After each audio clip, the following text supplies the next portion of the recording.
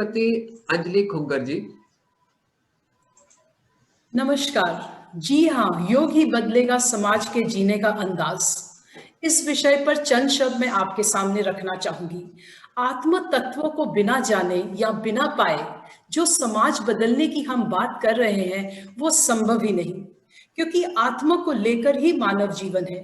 इसके लिए ज्ञान की आवश्यकता है और ये ज्ञान योग के अतिरिक्त और कुछ भी नहीं।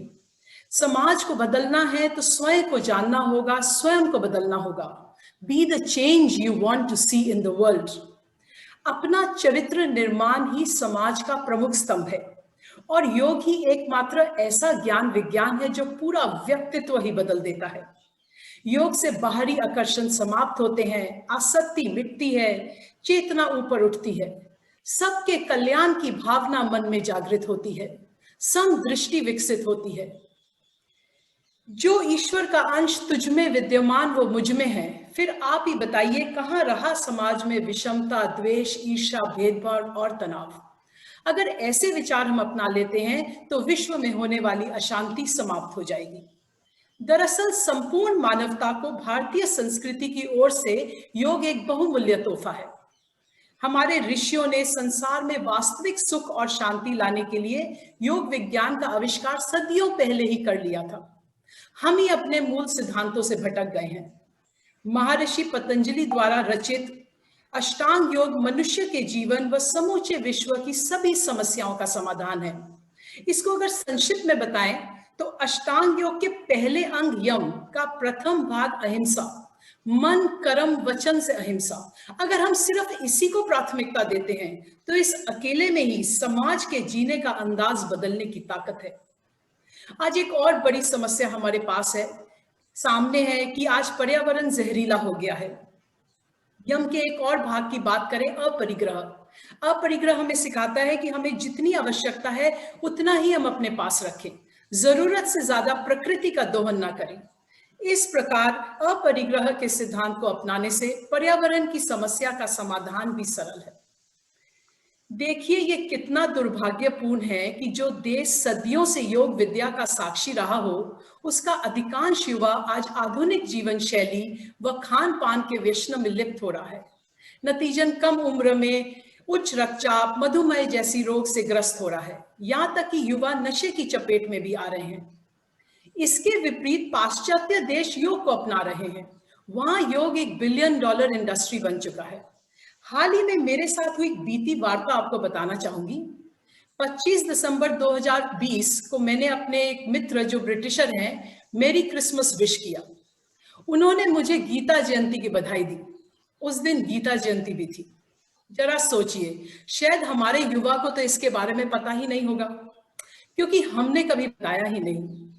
तो मेरा ये मानना है, मेरा ये दृढ़ विश्वास है कि अगर युवाओं को योग एक विज्ञान के रूप में शुरू से ही स्कूलों में एक अनिवार्य विषय बनाकर इसकी शिक्षा दी जाए तो एक बेहतर भविष्य का निर्माण होगा।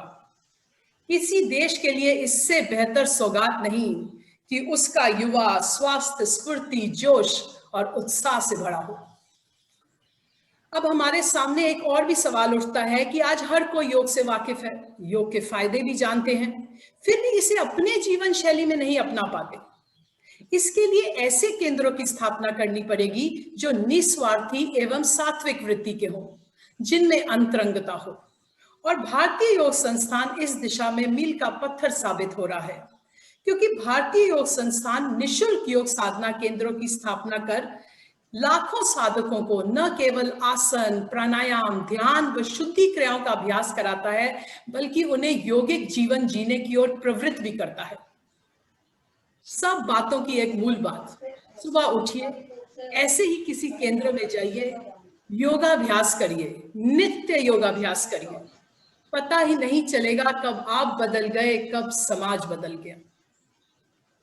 हमें चाहिए कि हम खुद एक रोल मॉडल बने, दूसरों को प्रेरित करें, अपने मन को शांत रखने, अपने चित्त को शुद्ध करें, अपने अंदर सकारात्मक सोच उत्पन्न करें, क्योंकि सकारात्मक सोच ही विकास को दिशा देती है। सबका विकास सबके साथ। जी हाँ, योग ही बदलेगा समाज के जीने का अंदाज। धन्यवाद। बहुत सुंदर Anjali ji. Be the change you want to see in the world. Role model मैं क्यों ना बनूं। चैरिटी मेरे घर से होना शुरू हो।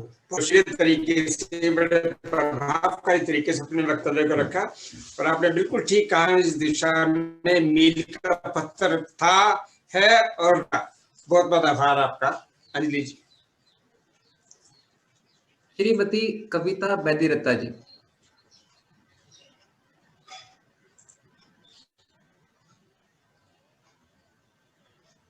नमस्कार। भारत सदैव अपने महान आध्यात्मिक ज्ञान तथा नैतिक मूल्यों के कारण पूरे संसार में विश्व गुरु की उपाधि से संबोधित किया जाता था।